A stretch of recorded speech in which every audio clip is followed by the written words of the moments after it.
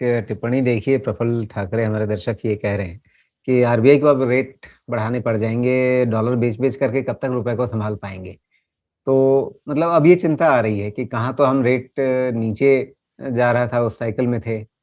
अब ये ब्याज दरों का चक्र असमय अचानक पलटने वाला है। जी। ये लोगों को दिख रहा है। अ, इसका असर क्या रहेगा हमारे लिए? Definitely see this is exactly my heart. और अगर मेरे पास अंडरस्टैंडिंग होती तो मैं इंटरेस्ट रेट इस टाइम कम करने की बात करता, because that is how you will solve a problem. But RBI के पास लिमिटेड टूल्स है हाथ में। They have no choice. अगर इन्फ्लेशन कंटिन्यूसली बढ़ता रहा और इतना सिग्निफिकेंट मात्रा में बढ़ता रहा तो उनको इंटरेस्ट रेट बढ़ाने पड़ेंगे, और इंटरेस्ट रेट बढ़ाओगे तो अर्निंग्स पे इम्पैक्ट आने वाला है। अर्निंग्स पे इम्पैक्ट आएगा तो मार्केट पे इम्पैक्ट आएगा, कैश फ्लो पे इम्पैक्ट आएगा। सो ऑटोमेटिकली जो पूरा साइकिल है वो नीचे की तरफ ड्रैग होना शुरू हो जाएगा। सो inflation is the most important item, and I wish better sense prevail. हम तो शायद इन्फ्लेशन मैनेज कर लेंगे राजीव जी। देर आर 20+ कंट्रीज जो इन्फ्लेशन नहीं मैनेज कर पाएगी। जो सबसे बड़ा इसका रिजल्ट आने वाला है, you will be surprise, more than 20 countries will become bankrupt, और इसके जी। बारे में कोई चर्चा नहीं कर रहा है। तो ये एक ग्लोबल शॉक भी होगा। हम Yes. उन 20 देशों पे कितना निर्भर हैं, उसमें ज़ाहिर है आप अमेरिका को तो नहीं गिन रहे होंगे, हालाँकि वो ऑलरेडी दिवालिया है, अगर आप उसके कर्ज़े को देखें तो। जी। जी। सो ये they are all small nations. ठीक है, जैसे बोत्सवाना है, बांग्लादेश है। ठीक है, तो ये छोटे छोटे देश हैं जो ये शॉक्स नहीं एब्जॉर्ब कर पाएंगे। और एक फन फैक्ट भी है जो जिसमें बिल्कुल फन नहीं है, लेकिन इट्स अनफॉर्चुनेट। यहाँ पे यूएस के अंदर में व्हेन आई एम हियर, आई हम लोग पेट्रोल मगर जब गैस भराने जाते हैं तो I saw pricing of 4.10 to 4.2 पर गैलन का प्राइसिंग है डॉलर में। आप सरप्राइज हो जाओगे, हांगकांग में ये प्राइस $15 है, सेम गैलन का pricing. So it is almost 4x। सो हम जो देख रहे हैं कि जो ऑयल शॉक हम एब्जॉर्ब कर रहे हैं आज, ये हमारी दिक्कतें हैं। इमेजिन हांगकांग में 4x है। सो बहुत सारे ऐसे देश हैं जो एनर्जी पे दूसरे कंट्रीज पे निर्भर हैं, और वो कंट्रीज ये इन्फ्लेशन नहीं मैनेज कर पाएंगे। आई डोंट थिंक अगर यहाँ से जी। थोड़ा भी प्रोलॉन्ग हुआ, दे यानी won't कर जो पाएंगे। हमारा साइज़ है, जी। जितनी हमारी ज़्यादा निर्भरता है, डिपेंडेंसी है, हम 80% से ज़्यादा वो 82-86 कितना एग्ज़ैक्टली कई बार लोग नंबर्स अलग-अलग बोलते रहते हैं, जी। लेकिन अ, हम बहुत ज़्यादा निर्भर हैं और बहुत ज़्यादा हमारा बड़ा साइज़ भी है। मतलब जी। ऐसा नहीं है कि हम छोटे से देश हैं, ज़्यादा निर्भर हैं, लेकिन कम मँगाना पड़ता है, वैसा भी नहीं है। अ, हमारी क्वांटिटी भी बहुत ज़्यादा है। जी। तो व उसके बावजूद अभी तक हमने सँभाल के रखा है, हम्म। तो इसका मतलब ये है कि हमने काफ़ी बड़े दबाव का सामना किया है एक हद तक। Yes, I will give A+ to the Indian government as of now, कि उन्होंने अभी तक जो मैनेज किया है वो बहुत बढ़िया किया है। पर दिक्कत क्या है कि इन्हीं first shock is easy to absorb. Okay, अगर प्रोलॉन्ग्ड होता है तब बहुत तकलीफ होती है।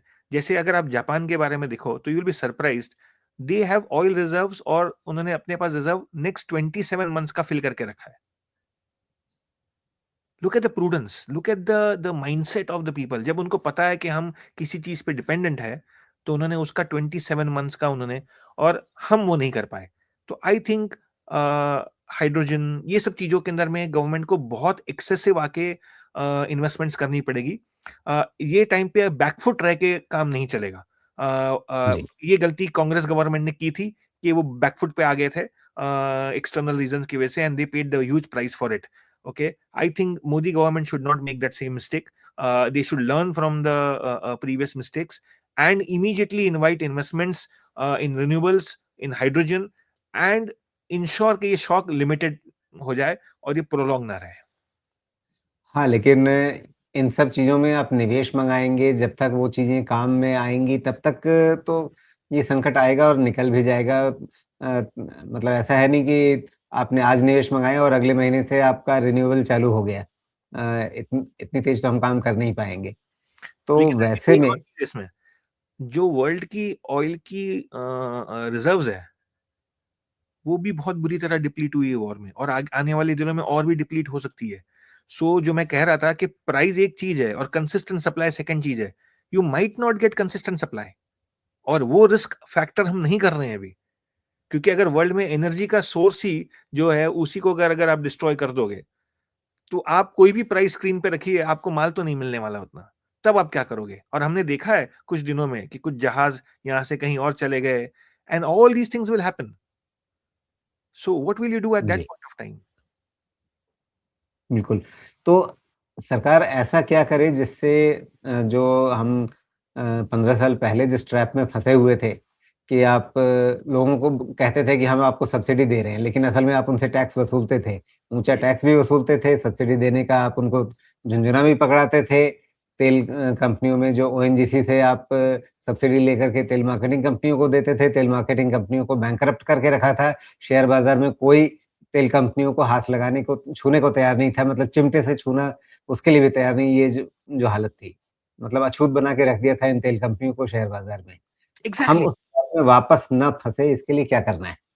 सी आई वुड कम विद कि आज इंडियन गवर्नमेंट के पास वो स्टेट नहीं है कि इनके पास पैसा नहीं है। We are plus with money, we have enough funds with us, and we can absorb 100 billion का शॉक भी। बट ये शॉक अब्जॉर्ब करके हम सीख क्या रहे हैं? What are we learning from this? Okay, that is the real crux of it. So alternate fuel में हमारा इन्वेस्टमेंट होना चाहिए, रिन्यूएबल्स में हमारा तबीयत इन्वेस्टमेंट आना चाहिए।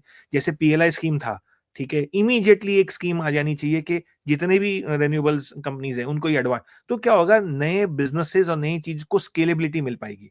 प्लस आप फॉरेन इन्वेस्टर्स जो इंडिया में आ रहे हैं, उनको सेक्टर स्पेसिफिक भी ला सकते हैं। जरूरी नहीं कि सिर्फ खाली मार्केट में उनको लाना है। अगर आप पर्टिकुलर 2-3 सेक्टर ओपन कर दीजिए आज की तारीख में, ठीक है, और हमने देखा है कि इंश्योरेंस सेक्टर कैसे हमने धीरे धीरे करके ओपन किया।